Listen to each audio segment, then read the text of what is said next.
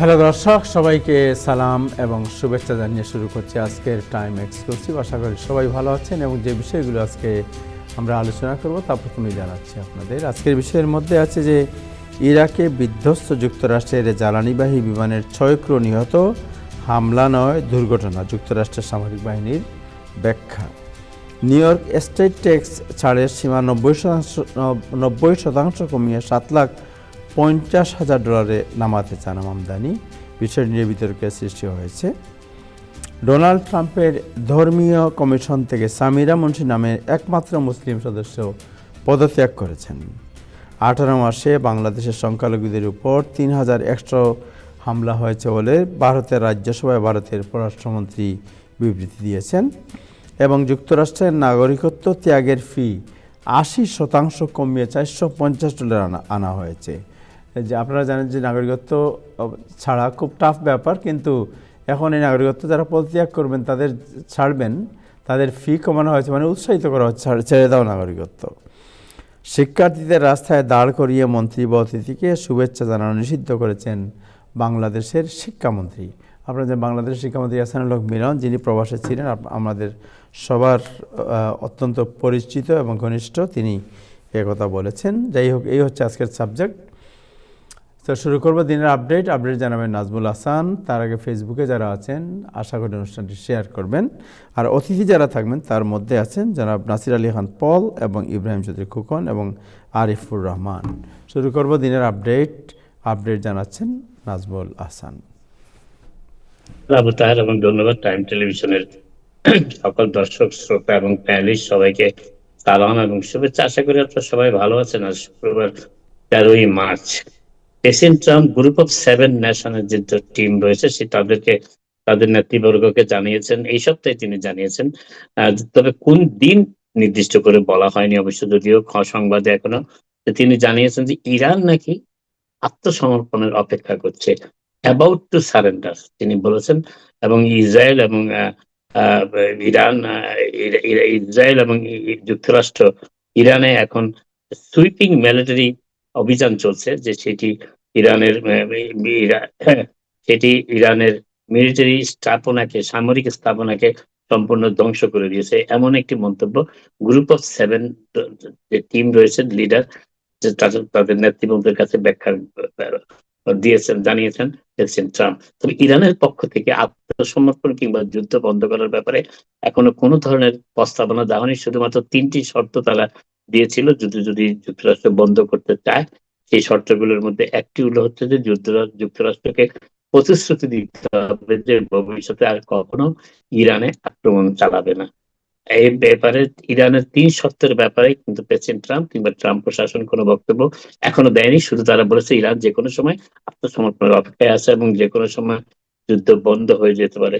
তবে president Trump আজকে স্বীকার করেছেন যে vice president JD Vance Iran আক্রমণের ব্যাপারে প্রথমে রাজি ছিলেন না, এবং ইরান আক্রমণের ব্যাপারে দুইজনের আদর্শগত কিছুটা অমিল রয়েছে, অমিলের কথা তিনি বলেছেন। তবে যখন প্রেসিডেন্ট ট্রাম্প সিদ্ধান্ত নিয়েছেন ইরানে অভিযান পরিচালনা করবেন, ইরানে অভিযান শুরু করা হবে ইসরায়েলের আক্রমণের পরপরই, তখনই ভাইস প্রেসিডেন্ট জেডি ভ্যান্স তার নিজের অবস্থান থেকে সরে এসে প্রেসিডেন্ট ট্রাম্পের অবস্থানকে সমর্থন করেছেন, এমনটিও প্রেসিডেন্ট ট্রাম্প জানিয়েছেন। প্রেসিডেন্ট ট্রাম্প শুধু জানিয়েছেন যে দুইজনের লক্ষ্য এবং দুইজনের চিন্তা চেতনার মধ্যে ইরানের ব্যাপারে কিছুটা পার্থক্য রয়েছে, এটি প্রেসিডেন্ট ট্রাম্প এই প্রথমবারের মতো স্বীকার করলেন। ইতিমধ্যেই প্রেসিডেন্ট ট্রাম্পের শীর্ষস্থানীয় উপদেষ্টা অনেকেই জানিয়েছেন যে আভ্যন্তরীণ প্রায় সকল বৈঠকে জেডি ভ্যান্স ইরান অভিযানের বিরুদ্ধে অবস্থান নিয়েছিলেন এবং তিনি মত প্রকাশ করেছিলেন যে ইরানের বিরুদ্ধে অভিযান পরিচালনা করার ব্যাপারে সময়টি যুক্তরাষ্ট্রের জন্য এখনো আসেনি। কিন্তু তা সত্ত্বেও প্রেসিডেন্ট ট্রাম্প এই অভিযান পরিচালনা শুরু করার নির্দেশ দিয়েছেন এবং পরবর্তীতে প্রেসিডেন্ট ট্রাম্পের সিদ্ধান্তকে তিনি সমর্থন করেছেন। এবং এই বিষয়টি জানাজানি হয়ে যায় যখন এবিসি নিউজ প্রথম এই রিপোর্টটি করে যে জেডি ভ্যান্স ইরান অভিযানের ব্যাপারে সম্মত ছিলেন না। এর পরিপ্রেক্ষিতেই প্রেসিডেন্ট ট্রাম্প পরবর্তী সাংবাদিকদের জানান যে দুইজনের মধ্যে কিছুটা মতপার্থক্য ছিল, মতপার্থক্য হয়তো এখনো রয়েছে, কিন্তু প্রেসিডেন্ট ট্রাম্পের যুক্তরাষ্ট্রের ইরান অভিযানের ব্যাপারে জেডি ভ্যান্সের এখন অন্য কোনো মত নেই। তিনি যুক্তরাষ্ট্রের ভূমিকা এবং প্রেসিডেন্ট ট্রাম্পের অবস্থানকে সম্পূর্ণভাবে শতভাগ সমর্থন করেন। তবে প্রেসিডেন্ট ট্রাম্প এও জানিয়েছেন যে ইরান অভিযানের ব্যাপারে খুব একটা আগ্রহী ছিলেন না। জেডি ভ্যান্স খুব একটা এনথুয়াস্টিক ছিলেন না তিনি, সেটাও তিনি অবশ্য স্বীকার করেছেন। বাট তিনি প্রেসিডেন্ট ট্রাম্প বলার চেষ্টা করেন, যদি আমরা এই অভিযান পরিচালনা না করতাম তাহলে ইরান হয়তোবা পাল্টা যুক্তরাষ্ট্রের উপর অভিযান পরিচালনা করতো। ইরানকে সেই সুযোগটি না দেওয়ার জন্য যুক্তরাষ্ট্র ইরানের অভিযান চালিয়েছে, এমন মন্তব্য প্রেসিডেন্ট ট্রাম্প করেছেন। একই সাথে আরেকটি জিনিস যেটি বলার চেষ্টা করছিলাম সেটি হচ্ছে যে এই 6 জন ক্রু মেম্বার যারা যুক্তরাষ্ট্রের রিফুয়েলিং অর্থাৎ আকাশে উড্ডয়নরত অবস্থায় এক বিমান থেকে আরেক বিমানে জ্বালানি সরবরাহের জন্য যে বিমান ব্যবহার করা হয় KC-135, সেই রিফুয়েলিং এয়ারক্রাফট সম্পূর্ণ ধসে পড়ে এবং সেই ধসে পড়ার সময় সেই বিমানে 6 জন ক্রু মেম্বার ছিলেন, তারা সকলেই নিহত হয়েছেন। তবে এটি দুর্ঘটনা না অন্য কোনো আক্রমণের শিকার হয়ে তারা বিমানটি ভূপাতিত হয়েছে সেই বিষয়ে অবশ্য পেন্টাগন এখনো স্পষ্ট করে কোনো তথ্য জানে, তবে তারা বলেছেন এটি একটি দুর্ঘটনা মাত্র। পশ্চিম ইরাকের একটি আকাশ সীমায় থাকা অবস্থায় এটি ভূপাতিত হয়। অ্যাপিস্টিনের ফাইলের ব্যাপারে সর্বশেষ চমকপ্রদ তথ্য দিয়েছেন আজকে সেই কমিশনের যিনি প্রধান, সেই প্রধান কংগ্রেস সদস্য জেমস কোমার। তিনি জানিয়েছেন যে আজকে 6 নম্বর সাক্ষী দিতে গিয়ে যিনি 6 নম্বর সাক্ষী হিসাবে আজকে কমিশনের সামনে সাক্ষ্য দিয়েছেন, তিনি হচ্ছেন জেফরি অ্যাপিস্টিনের অ্যাকাউন্টেন্ট। তিনি নিশ্চিত করে বলেছেন যে তিনি কখনো প্রেসিডেন্ট ট্রাম্পের সাথে জেফরি অ্যাপিস্টিনের অর্থনৈতিক সম্পর্ক কিংবা একটি অর্থ কিংবা একটি চেক বিনিময়েরও কোনো উদাহরণ নজির তার কাছে নেই। তিনি দেখেছেন এবং এবং এই প্রেসিডেন্ট ট্রাম্পকে যারা জেফরি অ্যাপিস্টিনের সাথে সম্পৃক্ত করার চেষ্টায় রত রয়েছে, যে সমস্ত ব্যক্তিবর্গ কিংবা সংগঠন প্রতিষ্ঠান, সে সমস্ত প্রতিষ্ঠানের উদ্দেশ্য করে জেমস কুমার বলেছেন যে এই নিয়ে 6 জন সাক্ষী দিলেন যে প্রেসিডেন্ট ট্রাম্পের সাথে জেফরি অ্যাপিস্টিনের কখনোই ঘনিষ্ঠতা ছিল না, আর্থিকভাবে তো ছিলই না। এবং সেটাই আজকে নিশ্চিত করেছেন রিচার্ড কান বলে একজন, যিনি অ্যাপিস্টিনের দীর্ঘদিনের অ্যাকাউন্টেন্টের দায়িত্ব পালন করেছেন। তিনি বলেছেন তিনি কখনো অ্যাপিস্টিন এবং ট্রাম্প পরিবারের মধ্যে কোন রকম আর্থিক লেনদেনের বিষয় দেখেননি, তার অবগত নাই এবং তিনি কখনো সেটা প্রত্যক্ষ করেনি যে দুইজনের মধ্যে, দুই পরিবারের মধ্যে অ্যাপিস্টিনের সম্পদ এবং প্রেসিডেন্ট ট্রাম্পের পরিবারের মধ্যে কোনো আর্থিক লেনদেন হয়নি, সেটি তিনি পুনরায় আজকে নিশ্চিত করেছেন। তিনি হচ্ছেন পঞ্চম উইটনেস, ষষ্ঠ নয় সরি, পঞ্চম উইটনেস, যিনি একই কথা বললেন যে তারা এর আগে 4 জনও বলেছেন তারা প্রেসিডেন্ট ট্রাম্পের সাথে জেফরি অ্যাপিস্টিনের কোনো অর্থনৈতিক সম্পর্কে অবগত নন, তারা প্রত্যক্ষ করেননি। প্রেসিডেন্ট ট্রাম্প যাকে ক্রিস্টি নোয়েমের পরিবর্তে হোমল্যান্ড সিকিউরিটির সেক্রেটারির দায়িত্ব দিতে চাচ্ছেন, সেই সিনেটর মার্কুইন মুলিন অতীতে এক সময় এমন একজনকে হায়ার করেছিলেন যিনি চিহ্নিত ছিলেন, একজন কনভিক্টেড ফেলন ছিলেন এবং যিনি মুলিনের ফ্যামিলি ব্যবসা, অর্থাৎ সিনেটর মুলিনের যে ফ্যামিলি ব্যবসার একটি ব্যবসা প্রতিষ্ঠানে তিনি গোপনে অবৈধ অস্ত্র জমা রেখেছিলেন, সেটিও আজকে প্রমাণ হয়েছে এবং এটির তথ্যটি বেরিয়ে এসেছে কোর্টের একটি রেকর্ড থেকে। প্রেসিডেন্ট ট্রাম্প এবং ট্রাম্প প্রশাসন আজকে রাশিয়া থেকে তেল কেনার ব্যাপারে যে নিষেধাজ্ঞা বহাল রয়েছে যুক্তরাষ্ট্রের, সেটি সাময়িকভাবে, আবারও বলি, সাময়িকভাবে শিথিল করার সিদ্ধান্ত নিয়েছেন। অতএব যে সমস্ত দেশ রাশিয়া থেকে সীমিত আকারে, ব্যাপক আকারে নয় কিন্তু সীমিত আকারে তেল ক্রয় করতে চায়, তারা এই মুহূর্তে তেলটি ক্রয় করতে পারে।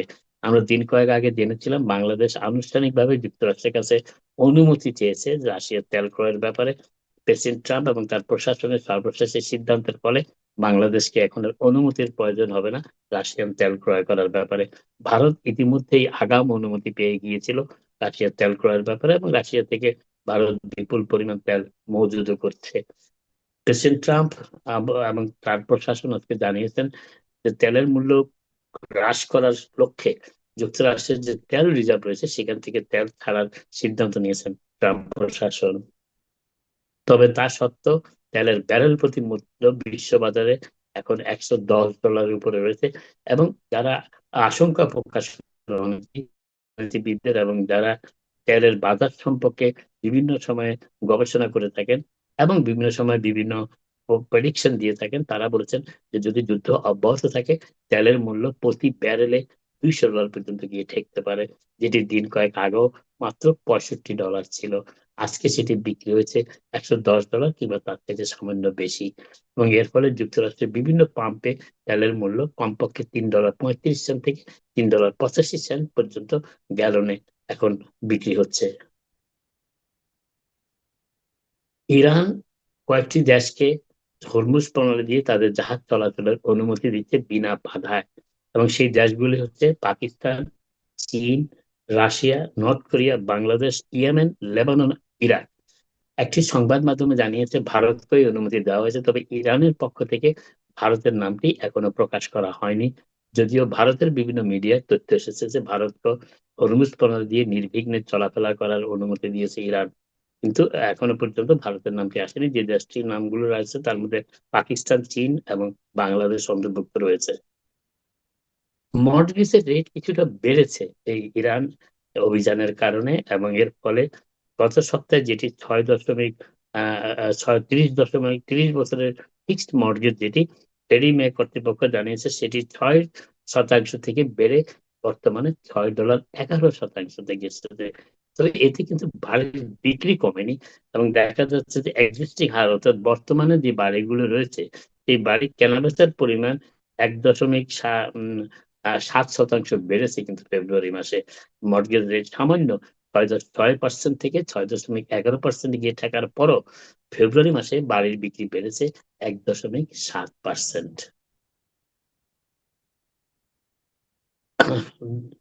গত নিউ ইয়র্ক নববর্ষের প্রথম দিনে নিউ ইয়র্কের ব্রঙ্কসে একজন উবার চালককে হত্যা করার অভিযোগে একজন 24 বছর বয়স্ক ডোমিনিকান নাগরিককে ডোমিনিকান রিপাবলিকান থেকে গ্রেপ্তার করে নিউ ইয়র্কে নিয়ে আসা হয়েছে, এবং ডোমিনিকান ন্যাশনাল পুলিশ তাকে গ্রেপ্তার করেছে।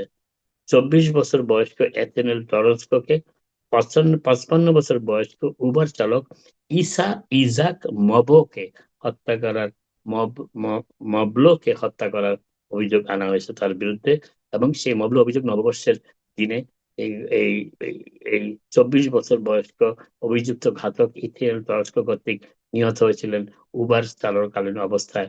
তার 4টি সন্তান রয়েছে এবং তিনি মরিস হাইটস এলাকায় নিহত হয়েছিলেন। নিউ ইয়র্ক সিটির মেয়র মামদানি বাজেট সংকট বাজেটের নির্ধারণে হিমশিম খাচ্ছেন যদিও, এবং প্রায় $5 বিলিয়ন বেশি ঘাটতি পূরণের জন্য ধনী লোকদের উপরে এবং কর্পোরেশনগুলোর উপরে অতিরিক্ত ট্যাক্স চাপানোর যখন সংগ্রাম শুরু করেছেন, ঠিক সেই সময় আজকে খবর বেরিয়েছে যে নিউ ইয়র্ক শহরে হোমলেস অর্থাৎ গৃহহীনদের হোটেলে আশ্রয়ের জন্য $1.6 বিলিয়ন 3 বছর মেয়াদী চুক্তি স্বাক্ষর করেছে নিউ ইয়র্ক সিটি প্রশাসন, অর্থাৎ মেয়র মামদানির প্রশাসন। নিউ ইয়র্ক সিটির মেয়র জোহরান মামদানির প্রশাসন hotel association of new York city ফাউন্ডেশনের সাথে 101.86 বিলিয়ন, প্রায় $2.25 বিলিয়ন বেশি ডলারের এই চুক্তিটি স্বাক্ষর করেছে। আগামী 3 বছর ধরে হোমলেস অর্থাৎ গৃহহীন পরিবারগুলোকে হোটেলে সাময়িক আশ্রয়ের জন্য এই ব্যবস্থা করার লক্ষ্যে এই চুক্তিটি করা হয়েছে। ডিপার্টমেন্ট অফ হোমলেস সার্ভিসেস এর পরিচালিত চুক্তির কর্তৃক স্বাক্ষরিত এই চুক্তির ফলে প্রয়োজন সাপেক্ষে, আবারও বলি প্রয়োজন সাপেক্ষ, সবাইকে ঢালাও পাবে না, প্রয়োজন সাপেক্ষে জরুরি আশ্রয় কেন্দ্র হিসেবে হোটেলের কক্ষগুলো ব্যবহার করার সুযোগ পাবে সিটি প্রশাসন। এই উদ্যোগের মূল উদ্দেশ্য হচ্ছে যখন আশ্রয়ের চাহিদা তুঙ্গে থাকে তখন আশ্রয় কেন্দ্রগুলোতে ধারণ ক্ষমতা অটুট রাখা, পাশাপাশি গৃহহীনদের আরো স্থায়ী বাসস্থানে স্থানান্তরের লক্ষ্যে কাজ করার আগাম ব্যবস্থা হিসাবে এই হোটেলে থাকার ব্যবস্থাটি করা হচ্ছে প্রয়োজন সাপেক্ষ। আবারও বলি, হোটেল অ্যাসোসিয়েশন নিউ ইয়র্ক সিটির প্রায় 300টি হোটেলে এই এই এই থাকার ব্যবস্থা করা হবে বলে চুক্তিতে উল্লেখ রয়েছে। যেসব ব্যক্তি ও পরিবারের আশ্রয়ের প্রয়োজন তাদের থাকার জন্য তারা হোটেলের কক্ষগুলো উন্মুক্ত করে দেবে। সিটি কর্মকর্তারা জানিয়েছেন যে চুক্তিতে উল্লেখিত মোট অর্থের পরিমাণটি হলো অনুমোদিত, অর্থাৎ এটি হচ্ছে বাজেট বরাদ্দের সর্বশেষ সীমা। অর্থাৎ ১.৬ বিলিয়ন পর্যন্ত ব্যয় করা যাবে। এটি হচ্ছে বরাদ্দ। তবে এই পরিমাণ অর্থ ব্যয় করা হবে কিনা সেটি কিন্তু নিশ্চিত নয়। প্রকৃত খরচ অবশ্য নির্ভর করবে কতগুলো ব্যবহার করা হচ্ছে গৃহিণীদের আশ্রয় দেওয়ার জন্যে জরুরি ভিত্তিতে তার উপরে। নিউ ইয়র্ক সিটিতে বর্তমানে গৃহহীন হোমলেস মানুষের বিশাল এক জনগোষ্ঠীর সমস্যার সম্মুখীন হচ্ছে নিউ ইয়র্ক সিটি প্রশাসন। প্রতি রাতে অবাক হওয়ার মতো ব্যাপার যদিও নিউ ইয়র্ক সিটি প্রশাসন প্রতি রাতে ১ লক্ষেরও বেশি গৃহহীন মানুষকে আশ্রয় প্রদান করে চলেছে। নিউ ইয়র্ক সিটি ১ লক্ষেরও বেশি মানুষকে, হোমলেস মানুষকে আশ্রয় দিয়ে যাচ্ছে নিউ ইয়র্ক সিটি কর্তৃপক্ষ। আপাতত আজকে এখানে শেষ করি। আবার আপনাদের সাথে কথা হবে। আপনারা সবাই ভালো থাকুন। ট্রাভেল আপডেট আছে, আমি ট্রাভেল আপডেটটা জি। বলতে ভুলে গেছি। আগামীকাল থেকে নিউ ইয়র্ক, জেএফকে দুবাই এবং দুবাই ঢাকা দিনে ৩টি ফ্লাইট চালু হচ্ছে। সো এমিরেটস এমনি দামের অবস্থা কি আপনার টিকিটের? আরেকটা কথা বলে রাখি, যারা টিকিটের দাম হু হু করে বাড়ছে, অনেক এয়ারলাইন্স ইতিমধ্যেই টিকিটের দাম বাড়িয়ে দিয়েছে। তেলের দাম বৃদ্ধির কারণে এডিশনাল সারচার্জ হিসাবে এটি তারা টিকিটের সাথে সংযুক্ত করছে। তবে যারা খামারে যেতে চান, ডেফিনেটলি তাদের এখনই উচিত টিকিট গুলো ক্রয় করা, কারণ টিকিটের দাম মূল্য বেড়ে যাবে যদি যুদ্ধ অব্যাহত থাকে এবং তেলের মূল্য হ্রাস না পায়। Thank you.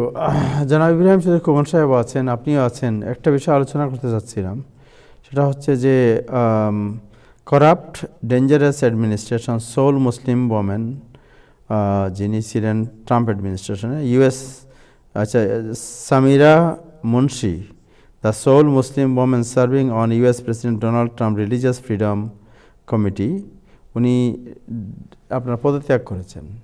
আচ্ছা, পদত্যাগ কেন করেছেন বিষয়টা আগে জেনে নেই, তারপরে আমরা একটু আলোচনা, নাজমুল হাসান যদি সময় দেন 2 মিনিট, তাহলে একটু আলোচনা করি। আগে জেনে নিই আরিফের কাছ থেকে যে বিষয়টি কি হয়েছে, কেন পদত্যাগ করলেন।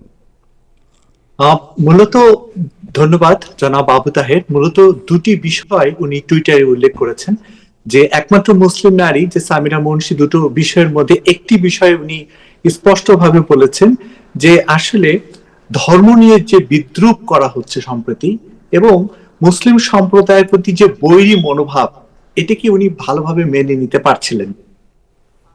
বিষয় বলেছেন যে যে বিষয়গুলো এখন সামনে আসছে সেটা হলো যে ক্যারি ফ্রেজন বোলার ফিলিস্তিন সংক্রান্ত অবস্থান ও বিশ্বাসের কারণে তাকে সরিয়ে দেওয়া হয়েছে যে ব্যক্তি, এটাকে উনি ভালোভাবে নিতে পারেননি। দ্বিতীয়ত, তিনি ট্রাম্প প্রশাসনের ইরানের বিরুদ্ধে যুদ্ধকে অবৈধ বলে বর্ণনা করেছেন।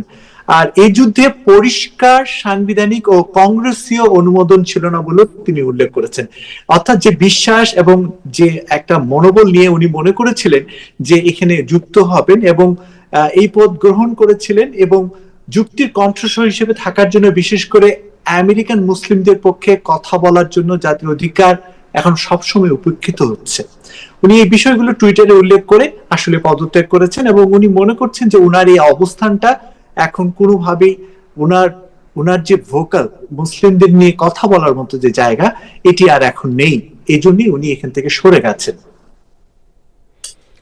অলরাইট, ওকে। সো উনি যেটা লিখেছেন, আমি আপনাদের এটা পড়ে শোনাই। উনি বলছেন যে I Samira Munshi, I am writing to formally announce my resignation from my appointment as advisor to the White House Religious Liberty Commission. I resign on protest of two deeply troubling developments: the office removal of Gary Prison Bowler for her deeply held belief about Palestine, and the federal government illegal war against Iran, undertaken without clear constitutional or congressional authorization. While members of the Religious Liberty Commission have mocked my faith and treated my community with hostility, I hesitantly accepted my appointment last year with the intention of remaining a voice of reason and standing for the religious freedom of ordinary American whose voice are not often heard at the highest level of government. This includes American Muslim whose rights are sidelined and whose existence is met with hateful rhetoric aimed at advancing particular political agenda. My family, both Christian and Muslims, came to America fleeing religious discrimination and persecution. Later, their stories shaped my strong commitment to religious liberty and my belief, and as an American, a safe haven for people of all religious, Muslim and other people of faith are freer in America to practice their religious than almost any other place in the world. I sought to safeguard this ideal in my work, but sadly found the commission driven by illiterate motives. মানে লেখাগুলো খুব অস্পষ্ট, আমি বুঝতে পারছি না পুরো, যাই হোক। সো ইব্রাহিম চৌধুরী খোকন, নাজমুল হাসান দুজনই আছেন। What is year opinion? এরপরে আরিফ একটু সময় একটু থাকে না, আরেকটা প্রশ্ন করবো আপনাকে। জি ইব্রাহিম চৌধুরী খোকন, আপনি কি মনে করেন? আমি মনে করি একজন ব্যক্তি যখন দেখবেন তার তিনি কাজ করতে পারতেছেন না, তিনি পদত্যাগ করবেন, তার এই পদত্যাগকে আমি খুবই সম্মানের সাথে দেখছি। একজন নারী অন্তত তার অবস্থান নিয়ে প্রতিবাদ করেছেন। পাশাপাশি এটা বলতে পারি যে তিনি দীর্ঘদিন থেকে সেখানে অবস্থান করছিলেন। এই সময়ের ভিতরে তিনি তার ধর্মীয় জনগোষ্ঠীর জন্য কি করেছেন সেটা আমরা জানি না, তাকে কখনো ভোকাল হতে দেখি নাই। এটাও একটা বিষয় যে তার মানে তাকে যে কাজের জন্য নেওয়া হয়েছিল অন্তত সে কাজের থেকে তিনি মানে প্রশাসনের কাছাকাছি থেকে তার ধর্মগোষ্ঠীর জন্য কিছু করতে পারতেন কিনা, তিনি ভয়েস রেজ করতে পারতেন কিনা, বা কতটা প্রভাবান্বিত করতে পারতেন, তার সেই কাজের ফলাফল বা তার সেই কর্মযোগ্যতাটা আমরা দেখতে পাই নাই। তারপরেও এখনকার এই সময়ে তিনি যে পদত্যাগ করলেন এবং একটা বিষয়, যে বিষয়টা নিয়ে পদত্যাগ করেছেন সেটা যুক্তরাষ্ট্রের জন্য খুব বার্নিং ইস্যু। আমি তার এই ব্যক্তিগত উদ্যোগকে সম্মান জানাই এবং সাথে সাথে তিনি কি করেছেন মানে প্রশাসনে থাকা অবস্থায় নাগরিকের ট্যাক্সের পয়সা যে বছর খানেক তিনি ওখানে ছিলেন, এটা আমরা খোঁজখবর নিব আর জি। অলরাইট, ওকে। আরিফ আরেকটি খবর যেটা বলেছেন যে রিলিজিয়াস ওই যে minority persecution in Bangladesh, Indian পার্লামেন্টে যেটা নিয়ে আলোচনা হয়েছে, ওইটা কি হয়েছে ওইখানে? ভারতের যে রাজ্যসভায় যে বিষয়টি উত্থাপন করা হয়েছে এটা খুবই নেগেটিভলি প্রেজেন্ট করা হয়েছে। সবচেয়ে বড় যে বিষয়টি নেগেটিভলি কোন অর্থে বলছি, যে প্রেজেন্ট করা হয়েছে বাংলাদেশে টোটাল আপনার 18 মাসে বলা হচ্ছে যে 3100 সংখ্যালঘু পরিবারের উপরে হামলা করা হয়েছে, এবং এই হামলাগুলো স্পেসিফিক কোন জেলায় কোন সময় এবং কোথায় কোথায় এ বিষয়ে স্পষ্ট করে বলা হয়নি, এবং এই বিষয়টিকে ভীষণ অ্যালার্মিং ভাবে প্রেজেন্ট করেছেন যে ভারতের আপনার পররাষ্ট্রমন্ত্রী।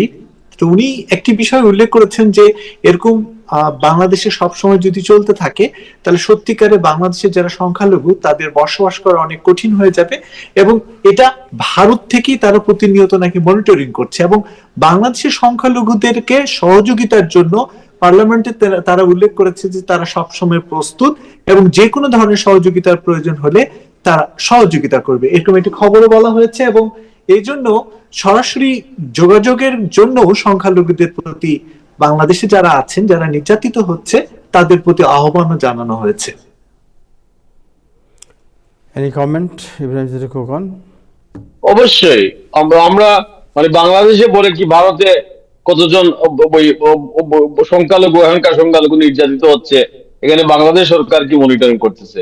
করে নাই। শুধু এটা রাষ্ট্রের কোনো ব্যাপার না। হ্যাঁ, মানে বাংলাদেশে সংখ্যালঘুরা নির্যাতিত হয়েছেন, হামলার শিকার হয়েছেন, বাংলাদেশের মানুষই তার রূপে দাঁড়িয়েছে, এবং এটা ক্রমাগত প্রতিদিনকার একটা বিষয় না। এই বিষয় দীর্ঘদিন থেকে চলে আসতেছে। সংখ্যালঘুরা নিজেরাই অভিযুক্ত হয়েছেন, অভিযোগ করা হয়েছে, বিভিন্ন রাজনৈতিক কারণে তারা নিগ্রহের শিকার হয়েছেন, তাদের পাশে বাংলাদেশের সাধারণ মানুষ দাঁড়িয়েছে। এখন ভারতের সরকারের পার্লামেন্টে বসে এটা মনিটরিং করার কিছু নাই। এটা বাংলাদেশের মানুষ, বাংলাদেশের যারা ক্ষমতায় আছেন, যারা এমনকি ক্ষমতার বাইরে আছেন, কেউই এই জিনিসটা সমর্থন করেন না। কিন্তু যে সমস্ত রাজনৈতিক সুযোগের মাধ্যমে বিভিন্ন সময় রাজনৈতিক শক্তির সুযোগে বিভিন্ন সময় এই দুর্বল সংখ্যালঘুদের উপর বাংলাদেশ হামলা হয়েছে, এটা বাংলাদেশের মানুষ কোনোদিন এটা প্রশ্রয় দেয় নাই, প্রতি সময় রুখে দাঁড়িয়েছে। সমস্যাটি কি আছে? হ্যাঁ, আমরা সমস্যাটা স্বীকার করতে হবে, সমস্যাটা আছে, মানে কম হলেও এটা বিরাজমান এবং এটা চলতে দেওয়া যায় না। কিন্তু এটা ভারতের পার্লামেন্টে বসে হিসাব করার বিষয় না, উস্কানি দেওয়ার বিষয় না। বাংলাদেশের বসেও এটার পাল্টা আমরা বলতে পারি না যে তোমার দেশে কতজন মুসলমান, কতজন সংখ্যালঘু নির্যাতিত হচ্ছে, এর হিসাব আমরা এখানে করব আর আমরা এখান থেকে ইন্ধন দিব। এটা ইন্ধনের ব্যাপার না। যে সমস্ত দেশের সংখ্যালঘুরা প্রতিটা দেশেই মানে যখন বিপন্ন অবস্থায় পড়ে তার পক্ষে সাধারণ জনগণ দাঁড়ায়, এবং বাংলাদেশের সংখ্যালঘুদের নিরাপত্তার দায়িত্ব শুধু সরকারের নয়, সমাজ, সংস্কৃতি এবং আমাদের সমাজের প্রত্যেকেরই। আমি মনে করি বাংলাদেশ এটা ভালোভাবে পালন করছে, কিন্তু যখনই এটা স্খলন ঘটে, যখনই একটা ব্যত্যয় ঘটে, তখনই এটা আমাদের জন্য একটা কালিমা হয়ে উঠে। এবং এটা যে একেবারে হয় নাই সাম্প্রতিক সময়ে, আগেও এটা আমরা অস্বীকার করতে পারি না, এটা হয়েছে। আমাদের এই অসুখটা আমরা স্বীকার করে এটার থেকে নিবারণের আমরা চেষ্টা করবো। এখানে কোনো রাজনীতি নাই, এখানে কোনো ইন্ধন নাই। এখানে এই দূর থেকে বসে আপনি ইন্ধন দিয়ে এখানে এই সংখ্যার একটু কার্ড খেলবেন, এই কার্ডে খেলার জায়গায় বাংলাদেশ নাই। বাংলাদেশের মানুষ দল মত নির্বিশেষে, এমনকি বাংলাদেশে যারা রক্ষণশীল তারাও এইটা চায় না। এটা সুখের পর, এটা সুখের কথা। বাংলাদেশের সাধারণ মানুষকে আমরা দেখেছি, কখনোই সাধারণ মানুষ এই সংখ্যালঘু বা মানে যারা বিপন্ন হয় তাদের পক্ষে দাঁড়ায়। দুর্বৃত্তরা কখনো সম্পত্তির লোভে, কখনো বাসাবাড়ি দখলের কারণে, এটা একদম আওয়ামী লীগের রাজনীতি থেকে শুরু করে বিভিন্ন সময় যারা ক্ষমতায় ছিলেন, শাসকের সময় যারা ক্ষমতায় ছিলেন তাদের হাতে, এবং সংখ্যালঘুদের যত বাড়িঘর, এগুলো শত্রু সম্পত্তি, এগুলো কাদের আমলে বেশি গেছে, সংখ্যালঘুরা নিগৃহীত হয়েছে। কিন্তু আমরা এটা মোটেই কাম্য মনে করি না। আমাদের বাংলাদেশের সাধারণ মানুষ সংখ্যালঘু নিরাপত্তা দেওয়ার জন্য প্রস্তুত। পাশাপাশি যে সমস্ত রাজনৈতিক দল সরকারের বিরোধী দলে রাজনীতিতে আছে, তারা কেউই এই সংখ্যালঘুদের বিপক্ষে না। এটা নিয়ে রাজনীতি করবেন না। নদী ওই সীমান্তর পার থেকে, আমরাও এই পার থেকে আপনাদের এইসব বিষয় নিয়ে রাজনীতি করতে চাই না। এটা খুব স্পর্শকাতর ইস্যু। আমরা এই স্পর্শকাতর ইস্যুকে স্পর্শকাতর হিসাবে দেখেই আমাদের এই অসুখ যেটা আছে এটা আমরা নিবারণ করতে চাই। এটাই আমার বক্তব্য। আমি একটু আমি যে বিষয়টি বলতে চাই যে আমাদের বাংলাদেশের যে কূটনৈতিক তৎপরতা আছে, এই কূটনৈতিক তৎপরতা কিংবা ডিপ্লোম্যাটিক অ্যাঙ্গেল থেকে এই বিষয়গুলো সব সময় মানে নজরদারির মধ্যে আনা এবং এই বিষয়গুলো জানতে চাওয়া। যে কোনো তথ্য উপাত্ত যখন একটা পার্লামেন্টে আলোচনা হলো, 3100টি সহিংসতার ঘটনার কথা বলা হলো এবং সেখানে সম্পত্তি দখল, নির্যাতন, আরো বিভিন্ন বিষয়গুলোকে সামনে আনা হয়েছে। তো এখানে যে বিষয়টি উল্লেখ করার মতো সেটা হলো যে মানে আমাদের বাংলাদেশের আভ্যন্তরীণ যে বিষয়গুলো, এই আভ্যন্তরীণ বিষয়গুলো সেটা ভারত কেন, যে কোনো দেশ যখন স্পষ্টভাবে তথ্য উপাত্ত ছাড়াই যখন কোনো একটা বড় পরিসরে ব্যাখ্যা করা হবে বা বর্ণনা করা হবে, সেটার জন্য অবশ্যই তথ্য উপাত্ত অবশ্যই দেওয়া প্রয়োজন। তো কেন উপযুক্ত তথ্য প্রমাণ ছাড়া 3100 সহিংসতার ঘটনা পার্লামেন্টের স্বয়ং ভারতের পররাষ্ট্রমন্ত্রী কেনই বা বললো? এবং আমার কাছে যেটা মনে হয় যে আমি একটু যোগ করতে চাই যে কোনো ঘটনাই হোক না কেন, সেটা বাংলাদেশের পক্ষ থেকে একটা জানতে চাওয়া হোক যে আপনাদের কাছে যে তথ্য উপাত্তগুলো আছে আমাদেরকেও একটু দেন, আমরাও একটু জানতে চাই। কারণ বাংলাদেশে সারা বাংলাদেশ জুড়ে আমাদের তো বিভিন্ন সংবাদ মাধ্যম থেকে খবর আসে, যতটুকু না ঘটতেছে তার থেকে আমার কাছে যেটা মনে হয় একজন সংবাদকর্মী হিসেবে তার থেকে অনেক বড়ভাবে প্রেজেন্ট করা হচ্ছে, যেটা আসলে সঠিক তথ্য নয়। সঠিক তথ্য যে কোনো দেশে আমাদের দেশ নিয়ে বাহিরে আলোচনা করুক না কেন, আমাদের ডিপ্লোম্যাটিক অ্যাঙ্গেলে বা কূটনৈতিক তৎপরতার মাধ্যমে সেটা জানা দরকার বলে আমি মনে করি। Thank you. আপনি বলতে চাচ্ছেন এটা ডিসইনফরমেশন দিয়ে এটাকে একটা করা হচ্ছে, রাইট? আমি সেটাই বলছি যে কারণ এই ধরনের ঘটনা এত সংখ্যার ঘটনা আসলে হয়নি সত্যিকার অর্থে। কারণ সারা দেশের মানে হিন্দু সম্প্রদায় বা সংখ্যালঘুরা আমরা যে ভাষাই বলি না কেন, সেই ভাষার মানুষরা কিন্তু আমরা একজন আরেকজনের সাথে একটা অন্যরকম বন্ধনে আবদ্ধ হয়ে আছি। তো ব্যাপারটা হলো যে মসজিদ কিংবা মন্দির, হোয়াট এভার ইট ইজ, যে কোনো ধরনের উৎসবে কিন্তু একজন আরেকজনের পাশে থাকা। হ্যাঁ, অবশ্যই কিছু অপ্রীতিকর ঘটনা ঘটছে, তার মানে এই না যে বাংলাদেশে একেবারে চরম সহিংসতার দিকে চলে যাচ্ছে এবং সংখ্যালঘুরা ভীষণভাবে নির্যাতিত হচ্ছে। যতটুকু না হচ্ছে আমার মনে হয় অনেক বেশি প্রেজেন্ট করা হচ্ছে, সেটা ভারতের গণমাধ্যমে এবং ভারতের আমার মনে হয় যে এক শ্রেণীর রাজনীতিবিদরা বাংলাদেশের এই বিষয়গুলোকে ডিফারেন্টলি প্রেজেন্ট করছে। থ্যাংক ইউ সো মাচ দুজনকে। শেষের আরেকটা বিষয় জানতে চাই, সেটা হলো যুক্তরাষ্ট্রের নাগরিকত্ব ত্যাগের ফি 80%, সব ফি বাড়ে, কিন্তু এই ফি কমানো হলো, এটার সাড়ে নজরটা বুঝতে পারলাম না কিছুই।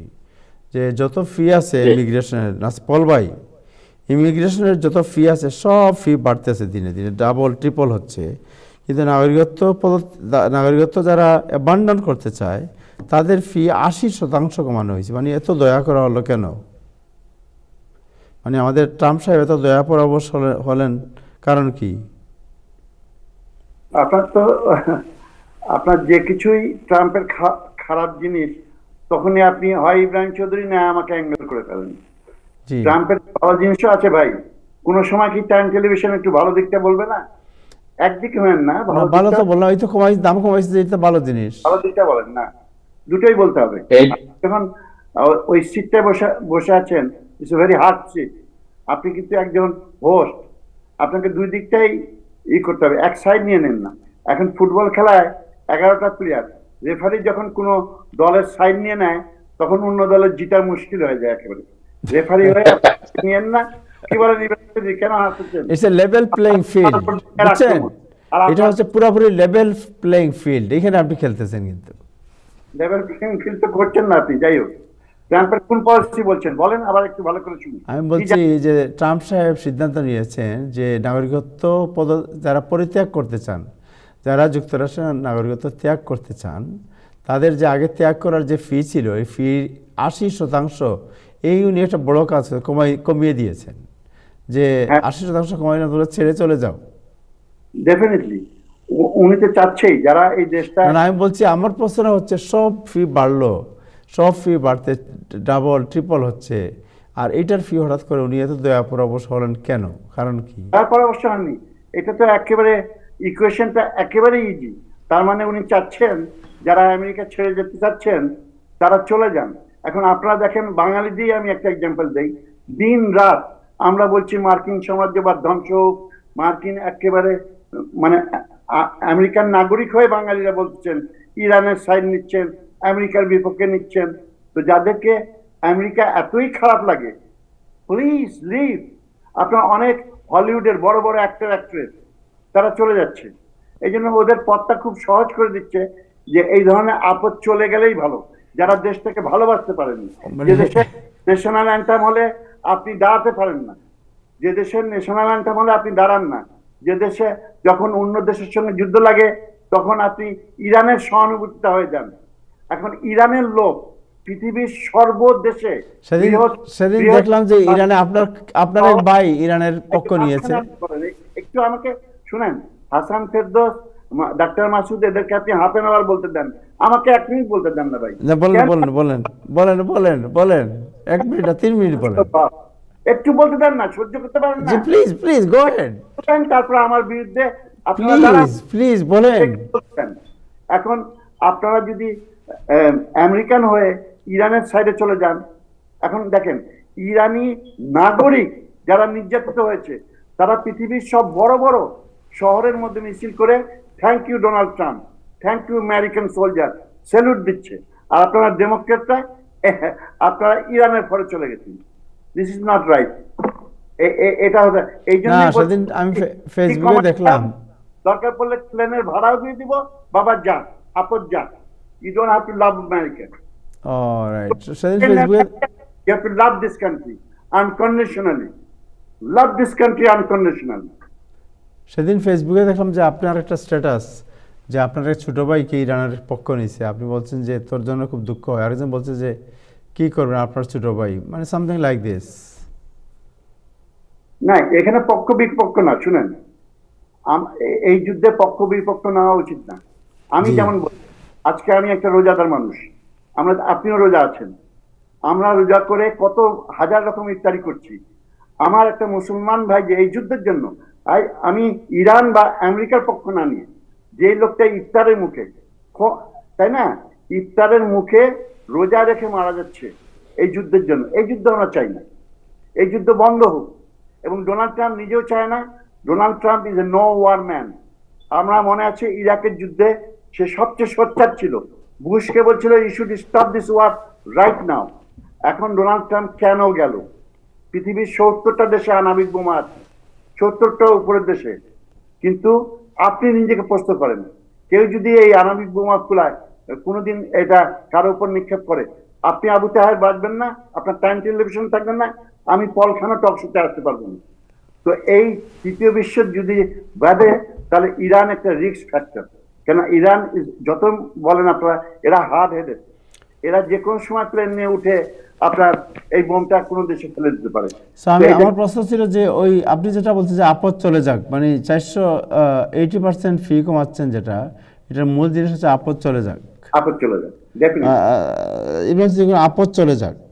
জি, এটা ঠিক আছে, মানে আমেরিকাকে ভালো না বাসলে আপনি চলে যান, এটা একটু স্বাভাবিক। বাট এটার একটু একটু মানে ব্যাকগ্রাউন্ডটা বলি, তখন আমাদের দর্শকরা এটা জানতে পারবেন। আমেরিকা যাচ্ছেন কেন? না, আমি লম্বা ইতিহাসে যাচ্ছি না, আমি ফ্যাক্টটা দিচ্ছি, আপনি না চাইলে দিব না। এটা আমেরিকান নাগরিকত্ব ত্যাগ করাটা কিন্তু জটিল বিষয়, খুব সহজ না। আমরা যে অনেকে ওই বাংলাদেশে গিয়ে রাজনীতি করার জন্য বলে ফেলেন যে আমি নাগরিকত্ব ত্যাগ করে এসেছি, না। আমেরিকার 2010 সালের আগে নাগরিকত্ব ত্যাগ করার জন্য কোনো ফি দিতে হতো না, কিন্তু এটা অন্তত 2-3 দফা ইন্টারভিউ এবং বিভিন্ন তল্লাশি, বিভিন্ন তদন্ত, ব্যাকগ্রাউন্ড চেক, এইসবের মধ্য দিয়ে স্টেট ডিপার্টমেন্ট এটা অ্যাপ্রুভ করার মধ্য দিয়ে 2010 সালে এটা প্রথম ফি আরোপ করা হয়। এটা 2015 সালে $2350 করা হয়।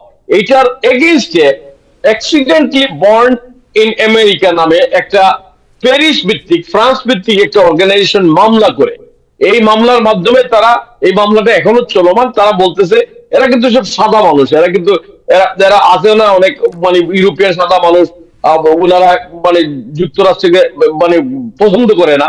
অ্যাক্সিডেন্টলি বর্ন, তাদের সংগঠনের নামই হচ্ছে অ্যাক্সিডেন্টলি বর্ন ইন আমেরিকা। তো ওই উনাদের মামলার জের, ওনাদের দেন দরবার হিসেবে এখন এবার এটা যেহেতু অনেকে আমেরিকা ভালোবাসতে চান না, ওকে আপনারা এটা ফিস দিয়ে ভাই কম ফিস দিয়ে চলে যান, আপনাদের আর ফেরা দিতে চাই না, আপনাদের এটা ভালো করছেন। So thanks mister president. আমরা আমাদের মহান প্রেসিডেন্টকে অন্তত এই উদারতার জন্য যারা যেতে চায় তাদেরকে মানে ভালো করে তালাক দেওয়া, যাওয়ার সময় একটা আপদ চলে যা, এটার জন্য আসুন আবু তাহের সাহেব, এই যে আমাদের পল ভাইয়ের প্রস্তাব অনুযায়ী আজকে অন্তত এই মানুষটাকে একটা ধন্যবাদ দেই, এই যুদ্ধের দাম হওয়ার সময়ও অন্তত একটা ভালো কাজ করেছেন, যারা চলে যেতে চায় তাদের ফিটা কমিয়েছে। আচ্ছা, সেদিন প্রশ্ন এটা আলোচনা হয়ে গেছে, বাট ধন্যবাদ যেটা বলছেন ডিমের দাম ছাড়া, এই যে তেলের দাম যে গিয়ে বেড়ে $1 বেড়ে গেল পার গ্যালন, এখন কিভাবে ধন্যবাদ দিবেন আপনি ওনাকে? তেলের দাম শুনে আমাদের স্মৃতি খুব দুর্বল। তেল আমরা গত 3-4 বছর আগে আমরা আরো বেশি তেলের দাম $5 পর্যন্ত দিছি।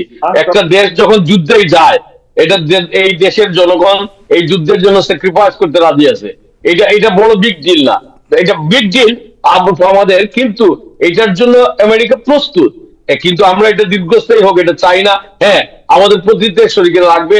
পল ভাই যেটা বলছেন, এই যুদ্ধ অবিলম্বে বন্ধ করা হোক, এবং আমরা সবাই আহ্বান করি প্রেসিডেন্ট আপনি গেছেন যখন, কাজটা তাড়াতাড়ি শেষ করে চলে আসেন, এখানে আর লিঙ্গার করেন না, জব ডান করেন তাড়াতাড়ি, let it finish quick and come back quick. Okay, thank you. আরেকটা বিষয় আলোচনা করতে চাই, পল ভাই আপনি তো এই বিষয়ে এক্সপার্ট, যে আমাদের মেয়র জোহরান মামদানি, উনি নিউ ইয়র্কের এস্টেট ট্যাক্স 90% কমিয়ে $7,50,000 নামাতে চান। এটা ব্যাপারটা খুলে বলবেন, এটা কি জিনিসটা কি? 90% কি বলেন আরেকবার? ওকে, সো আমি যদি আপনাকে ইংরেজিটা বলি তাহলে আপনার বুঝতে বোঝার সুবিধা হবে। সেটা উনি বলতেছেন এখানে যে Mamdani once New York state tax threshold cut 90%, 90% cut করতে চান to $750,000। Mayor Zohran Mamdani wants to slash New York State real estate estate tax exemption threshold by almost 90% from a more than 7 million limit to $750,000 and rise top state tax rate from 16 to 15%, 50%. এটা স্টেটে যে সম্পত্তিগুলো যায় কারণ মৃত্যুর পরে ওইভাবে বলছেন, এটা স্টেট বলতে রাজ্য ট্যাক্স না। তো এইটা অনেক সেই ট্যাক্স এর উপর উনি উনি মানে কমানো বাড়ানোর কথা বলতেছেন, যেহেতু এই কমানো বাড়ানোর মাধ্যমে সিটির লাভ হবে, এটাই আমি মনে করতেছি। আমি ঠিক জানি না, ওইটা নিয়ে আমার প্রচুর লেখাপড়া নাই। স্টেট ট্যাক্স এটাতে কি মনে হয় জনাব পল সাহেব? শুনেন, আপনার যখন কেউ মারা যান, আপনার যখনই কেউ একটার অধিক আপনার প্রাইমারি হোম ছাড়া যদি আপনার অন্য কোনো হোম থাকে, primary home automatically goes to your spouse and the kids. কিন্তু তাছাড়া যদি আপনার কোনো ইনভেস্টমেন্ট প্রপার্টি থাকে, এটার উপর একটা হেভিলি স্টেট ট্যাক্স বসে। এটা যখন যারা বেঁচে থাকবে তাদের নামে যখন নিয়ে আসতে হয়, তখন একটা স্টেটকে অলমোস্ট 40% ট্যাক্স দিতে হয়। It's a heavy burden for the widow and ওদের চাইল্ডের জন্য। এই জন্য মানুষ করে ট্রাস্ট ফান্ড বেবি আমরা কেন বলি? এই যে ট্রাস্ট গঠন করে, এই ট্রাস্ট গঠন করলে ওই ট্যাক্স থেকে আপনি মাফ পেয়ে যাবেন। একটা ট্রাস্ট ফান্ড গঠন করে ওরা 99% তাদের ফ্যামিলিকে ওটার মালিক করে দেয়। তাহলে you can save that 40% estate tax if you die আর পাস্ট অ্যাওয়ে। তো এই ট্যাক্সটার উপরেই উনি করছেন আর কি, ওটাকে কমিয়ে দিতে চাচ্ছেন। কমানো তো ভালো, তাইলে আপনার অনেক ভালো। এটা তো কমালে আপনার যাদের যে মারা যাচ্ছে তাদের ফ্যামিলির জন্য ভালো, তারা একটু বেশি পাচ্ছে তাদের থেকে। এটা খুব নিম্নবিত্ত বা মধ্যবিত্তের জন্য না, এটা বড় বড় যারা স্টেটের মালিক, ট্যাক্সটা ওখান থেকে কমবে। আমি মনে করি যারা ওই যে আমাদের অধিকাংশ মানুষ যখন মামদানির ভোটার কারা ছিলেন, তারা ছিলেন নিম্ন মধ্যবিত্ত বা তাদের একবারই, এটা নিয়ে সে খুব বেশি বেনিফিট মানুষের হবে না। এটা উচ্চবিত্ত লোকজন যারা বড় বড় স্টেটের মালিক, ওই তারা রিলিফ পাবে, তাদের উত্তরাধিকাররা। এটার জন্য নিশ্চয়ই লবিং হয়েছে এবং আমি মনে করি অনেক স্টেটের মানে স্টেটের লোকজন এটা করেছে, বাট এটা হয়তো আমাদের আরো জানতে হবে। তার চেয়ে আপনি বরঞ্চ এটা আলাপ করেন যে মামলানি সাহেব যে এখন নেবারহুডের মধ্যে পার্কিং মিটার লাগিয়ে দেবে আর আপনাকে no more free parking in New York City, এটা তো হেভি প্রেশার আসবে আপনার সাধারণ লোকের উপরে। আপনার বাসার সামনে যদি আপনি মিটারে গাড়ি পার্ক করতে হয়, তাহলে আপনার কি অবস্থা হবে চিন্তা করে দেখেন। তাহলে আপনার তো কোনো পার্কিং স্পেস নাই। যারা বাড়ি ওন করে না, বাড়ির মালিক না হয় একটা দুটো গাড়ি আপনি ড্রাইভওয়েতে রাখলেন, আপনার গ্যারেজে রাখলেন, কিন্তু আপনার বাড়ির বাইরে হয়ে যদি দেখেন যে আপনি এমনি তো ট্যাক্স বাড়িয়ে দিচ্ছে, 9-10% উনি প্রপার্টি ট্যাক্স বাড়িয়ে দিচ্ছে, টিকিট বাড়িয়ে দিয়েছে, 4 ফিট যদি স্নো সাফ না করেন তাহলে আপনাকে হেভিলি টিকিট দিচ্ছে। প্রচুর লোক টিকিট খেয়েছে স্নোর সময়। তার উপরে এখন মরার উপরে খাড়ার ঘা বলে না, একটা বাংলায় কথা আছে, আমি ভুলে গেছি, মরার উপরে খাড়ার ঘা বোধহয়। তো এখন আপনার বাড়ির সামনে যদি মিটার লাগিয়ে দেয়, তার মানে 24/7 আপনাকে পয়সা দিতে হবে মিটারে পার্কিং করতে। এটা আপনার লাইফটা দুর্বিষহ করে দিবে। আর এই টাইম টিভি আপনার এই মামদানিকে এত প্রমোট করছেন, প্রমোট করার পর দেখেন মামদানি একটা বাঙালিকেও নেয় না। এই আপনার মিলিয়ন্স অফ ডলার এই মুসলমান organisation, Jamaica Muslim centre, IQNA, মুনা, এরা উঠিয়েছেন, মুসলমান ভাই খানা উঠায় ফেলছেন। একটাকেও একটা বাঙালিকে ভালো পোস্টে কেউ নেয়নি, উনি নেয়নি। তারপরেও এই যে এত বড় ইফতার হলো, খ্রিস্টান ইহুদি এই কন্ট্রোলার ইহুদি যে বিবিএর অনুষ্ঠানে আছে, খ্রিস্টানরা আছে, কিন্তু মামদানি সাহেব আজ পর্যন্ত কোনো বাঙালি কমিউনিটি ইফতারে আনতে পারলেন না। কোথায় গেল আমাদের থ্যাংক ইউ বাংলাদেশি আন্টিস? কোথায় গেল সেই যারা একেবারে খানা তুলে ফেলেছেন? আপনাদের সবাইকেই কিন্তু মিডল ফিঙ্গার দেখিয়ে দিয়েছে বাংলাদেশিকে। দুঃখ হয় আপনারা সবসময় সাকার থেকে গেলেন। একটু এত বছর পর একটু নিজের পায়ে দাঁড়াতে চেষ্টা করেন, নিজের মেরুদণ্ডের মধ্যে দাঁড়ান, নিজেদের লোকদের ভোট দেন। মেরি জুবাইদার মতো লোককে আপনারা পাঠান অ্যাসেম্বলিতে, আপনি স্টেট সিনেটরে পাঠান, এই আমাদের লোককে পাঠান। মেয়রকে কি আপনি মনে করেন যে উনি সব জায়গায় আসতে পারবে? এই সুযোগ সুবিধা আছে কেন? ফান্ডরেজিং এর সময় আপনি আসতে পারছেন। One hand washes the other, American এটা ডায়লগ। আপনি আমার হাত ধুবেন, আপনার হাত আমি দেবো। আপনি মিলিয়ন্স অফ ডলার নিয়ে গেছেন। ডাক্তার ওয়াহিদের, ডেন্টিস্ট ওয়াহিদের জামাইকা স্টেটের ব্যাকইয়ার্ডে এক রাতে $161,000 উঠিয়েছে। $1,000 ডিনার প্লেট, সে $161,000 নিয়ে গেছে। আর একটা 30 দিনে ইফতারে আপনি আসতে পারলেন না, বলতে পারলেন না মুসলমান ভাই আপনারা মুসলমান বলেই আমাকে আজকে মেয়র করছেন, my gratitude to you, Ramzan মুবারক। Very simple. এখনো যদি আপনারা বাঙালি শিক্ষা না হয় তো কবে শিক্ষা হবে এসব? না, আমার মনে হয় শিক্ষা হয়ে গেছে। আমরা একটা পার্সপেক্টিভ, যদি তিনি একদিন নাও আসতে পারতেন, কিন্তু বাংলাদেশের মানুষরা যদি মনে করতো তিনি আমাদের সাথে আছেন, বাংলাদেশের সব মানুষ এখন মনে করছে যে মামদানি আর আমাদের সাথে নাই। শুধু ইফতারের কারণে না, তার নিউজ, তার কথাবার্তা, এসবের কিছুর মাধ্যমে। তো আমি মনে করি এটা বাংলাদেশের প্রতারিত মনে করতেছেন এর মধ্যেই। এবং এটা তার জন্য যেমন খারাপ, এবং কিন্তু প্রতিটা ঘটনার মধ্য দিয়ে একটা কমিউনিটি আবার নতুন করে জেগে ওঠার সুযোগ আসে। আমি মনে করি এই ঘটনার মধ্য দিয়ে আমাদের একটা জেগে ওঠার সুযোগ। পল ভাইরা এই গত 40 বছরের বেশি সময় থেকে এখানে আছেন, কিন্তু আমরা বারবার প্রতারিত হয়ে কেন আমরা নিজের পায়ে এখনো দাঁড়াতে পারি না? আমাদের মধ্যে কি যোগ্য লোকের অভাব?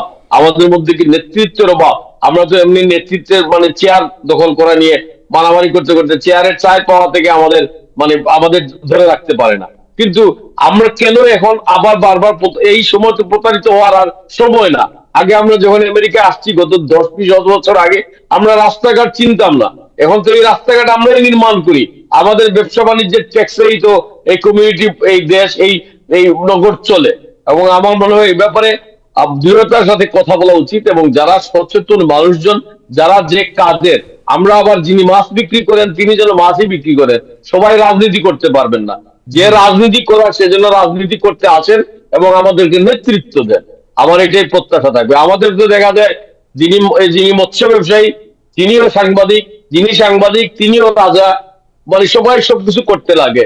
যখন যিনি সংগঠিত করবেন আমরা তাদেরকে সংগঠিত করতে দেই, আমরা সংগঠিত হই। এবং আমি মনে করি আমরা এই কাজটা যদি না করতে পারি, আমরা ক্রমাগত প্রতারিত হব, ক্রমাগত বঞ্চিত হব। Thank you so much. Thank you আপনাদের দুজনকে অনেক ধন্যবাদ। নাসির আলী আপনি জানেন যে ইফতারের বাজার এখন খুব জমজমাট কমিউনিটিতে। কেমন লাগছে ইফতার খেতে? ইফতার আপনি সেদিন একটা স্ট্যাটাসও দিয়েছেন ইফতার নিয়ে। জি, তবে এখানে অপচয় হচ্ছে বেশি। আপনার এখানে কম্পিটিশন হচ্ছে কে কত আইটেম দিতে পারে। যে যত আইটেম দিতে পারবে বেশি, তারই ইফতার হলো। এখানে গ্রেড আছে, first grade, second grade, third grade. তো এই এখন ফার্স্ট গ্রেডের কি আছে আপনার আইটেম কি? ফার্স্ট গ্রেডে এটা হলো একেবারে ওই আপনার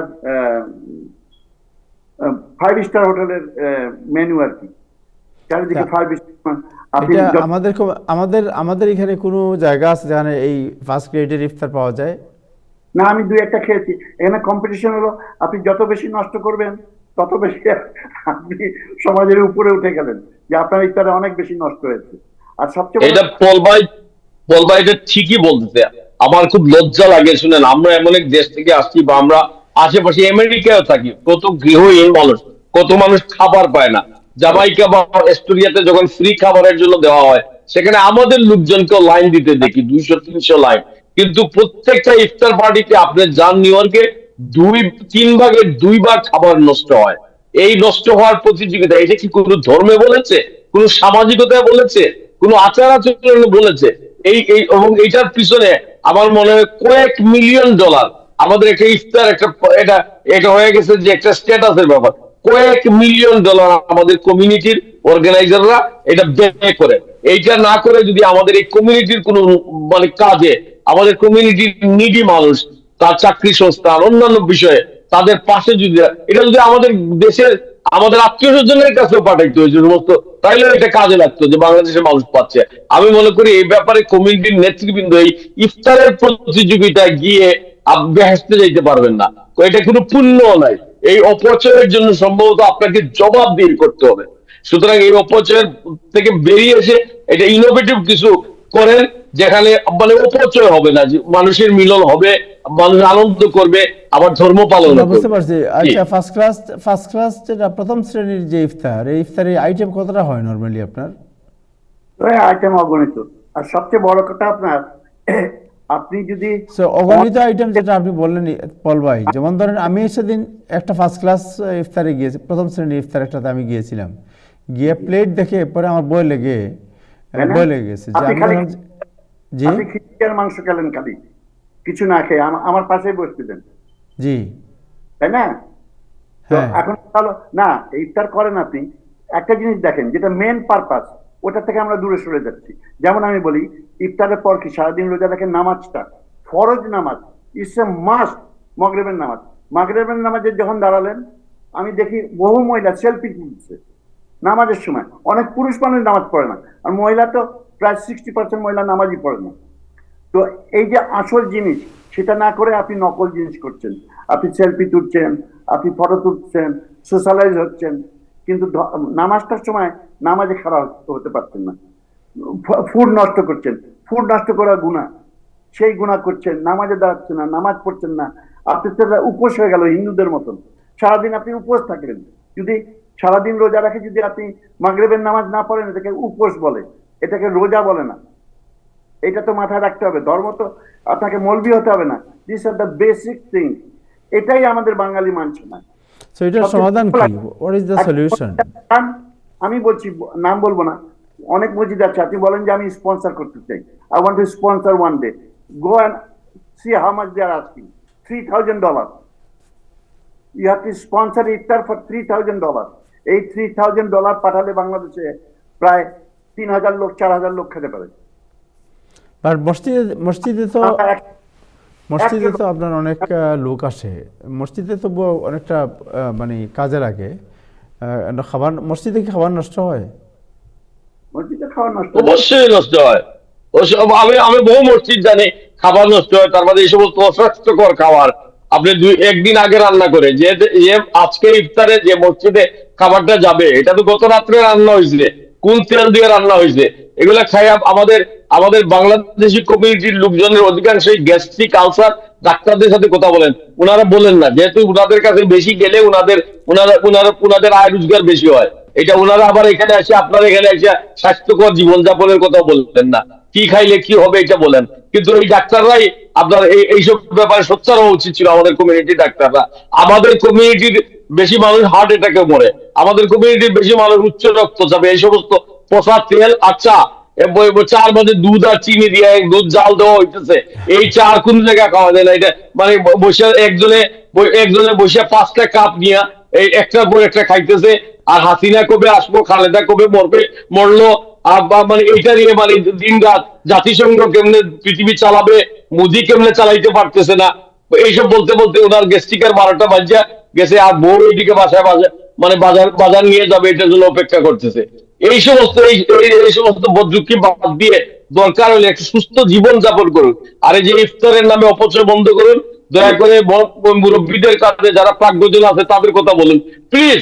এখানে আমেরিকায় আসছেন, কষ্ট করে টাকা পয়সা ইনকাম করেন, এটাকে অপচয় করবেন না। এবং সহজে আপনি এই স্বর্গে যেতেও পারবেন না। আপনি এই ইফতার করাই আর ইফতার করে আপনি তো কোনো পুণ্য অর্জন করবেন না, যেখানে আপনাকে সোজা মানে স্বর্গে নিয়ে যাবে। স্বর্গে যাওয়ার জন্য, পুণ্য কাজের জন্য অন্য ভালো কাজ করেন, এই টাকাটা গরিব মানুষকে দেন, আপনার আত্মীয় স্বজনকে দেন যারা মানে দেশে আছে, তারা অর্থভাবে আছে, শিক্ষা দীক্ষায় যারা স্কুলে যেতে পারতেছে না, বা কারো পরিবারে কোনো বিয়ে দিতে পারতেছে না, এ ধরনের সমস্যার আমাদের কোনো অভাব নাই। সুতরাং এই ব্যাপারে কমিউনিটিকে এগিয়ে আসবে, এবং আমরা সবাই আগামীতে এই ধরনের ইফতার বর্জন করার চেষ্টা করবো। আমরা আমাদের দাওয়াত দিয়ে ছবি উঠাইয়া মানে ওনারা খবর দিতে চায়, we should stop going there. আমরা মানে আমি বিরক্ত হয়ে গেছি, যতটা এটা খারাপ লাগে শুনেন। মানে আমরা যদি ঘোষণা দিই আমি কোনো ইফতারে যাবো না, মানে আপনার ছবি কোনো ইফতার পার্টির ছবি পত্রিকা দিব না, মানে মানে আপনারা যা ইচ্ছা করেন, এটা কথা হইলো নাকি যে আপনারা অপচয় করবেন, আমরা কিছু কথা কইব না? মানে এটা সবকিছু একটা সীমা আছে। পল ভাই একমত হচ্ছে না বোধহয়, আমার সম্ভবত মনে হচ্ছে আর কি, ওটা ওই যে ইফতার পার্টি বন্ধ করে দেওয়া যেটা। হ্যাঁ, নিশ্চয়ই আপনি পার্টি বন্ধ করে যদি ভালো কাজ করেন, $3,000 চার্জ করছেন মসজিদে একদিনের ইফতার দেওয়ার জন্য, দ্যাটস ননসেন্স। কিন্তু মসজিদে তো 3,000, কিন্তু যে রেস্টুরেন্টগুলিতে ফার্স্ট ক্লাস যে ইফতার, এই ইফতারে 300 লোক যদি হয়, 300 পিপলে কত পড়ে? পার প্লেট পড়ে গিয়ে আপনার প্রায় $40। আমি ইদানিং একটা, আপনিও খেয়েছেন আমিও খেয়েছি একটা ইফতার, আর সোফার তাদের কর্মকর্তারা বললো প্রায় $25,000 খরচ হয়েছে ওই ইফতারে। $25,000। তো দেখেন বাংলাদেশে প্রায় 30 লক্ষ টাকা খরচ করে আপনি ইফতার খাইছেন পচা জিনিস দিয়ে, তারপরে ইফতার খাইয়া মানে এরা কি মানে নিডির লোক? এখানে যারা গেছে এরা কেউ নিডির লোক না। এই সামাজিকতার কোনো প্রয়োজন আছে? আরে এর মধ্যে 25% ইফতার রোজায় রাখে না যারা ইফতার খেয়ে। আর আমি আরেকটা দেখবেন পার্ট টাইম মুসলমান নাকি সারা বছর সুটেড বুটেড, হঠাৎ হজ হচ্ছে আমি চিনতে পারি না, একেবারে জুব্বা মুব্বা সৌদি আরবের মতো লাগায়া, হ্যাঁ আরবি, আমি তোর সঙ্গে আরবিতে কথা বলছি, ও বলে কুলু আল্লাহ আল্লাহ কেন আরবি জানে না, ও সারা 6 ক্লাস পড়ে বলে দিচ্ছে আমাকে। তো বাঙালি একেবারে আরাবিয়ান হয়ে যাচ্ছে, একটা আরবি জানে না, খালি রোজার মাস 1 মাস। তো এক অদ্ভুত কালচারে আমরা পড়ে গেলাম ভাই। আমি এমন লোককে জানি যিনি রোজা মাসে তার ঘরে কোনো রান্না বান্নাই হয় না, 2 জন মানুষের পরিবার, উনি সন্ধ্যার সময় মসজিদে যান, এই মসজিদে প্রচুর ইফতার দেওয়া হয়, এগুলো নিয়ে আসে উনি সেহরি পর্যন্ত খাইয়া সকালে নিউ ইয়র্ক টাইমস পড়ে মানে আবু তাহেরের অনুষ্ঠান দেখার প্রস্তুতি নিয়ে CNN দেখে আবার মসজিদে যান। পুরা রোজা মাস তার ঘরে কোনো রান্না বান্না নাই, অথচ বছরে তিনি মানে 100,000 উপরে পয়সা বানান, তার কয়েকটা বাড়ি আছে। এবং এই ধরনের নষ্ট না করে, জি খাওয়াটা যদি নষ্ট না করে চল ভাই, নষ্ট যদি না করে, কিন্তু খাওয়াটা ওয়েস্ট করলে তো খারাপ। করে জি যদি খায় বউ নিয়ে খাও, বাচ্চা নিয়ে। Thank you so much, thank you আপনাদের দুজনকে অনেক ধন্যবাদ। জনাব নাসির আলী খান পল, জনাব ইব্রাহিম চৌধুরী খোকন। আজকে যে বিষয়টি আলোচনা করলাম, বিশেষ করে ইফতার নিয়ে যে আলোচনা হলো, এবং আরেকটা বিষয় আলোচনা হলো যে ট্রাম্পের যে মুসলিম বিষয়ক যে অ্যাডভাইজার, তিনি আজকে পদত্যাগ করেছেন। সো দুটি বিষয় ইম্পর্টেন্ট বিষয়ে কালকে নিয়ে আরও ডিটেলস আলোচনা করবো, এবং আরও যে ইম্পর্টেন্ট যে বিষয়গুলো আছে সেগুলো নিয়ে আমরা আলোচনা করবো। আজকে পর্যন্তই, আগামীকাল আবার দেখা হবে। সবাই ভালো থাকবেন। খুদা হাফেজ।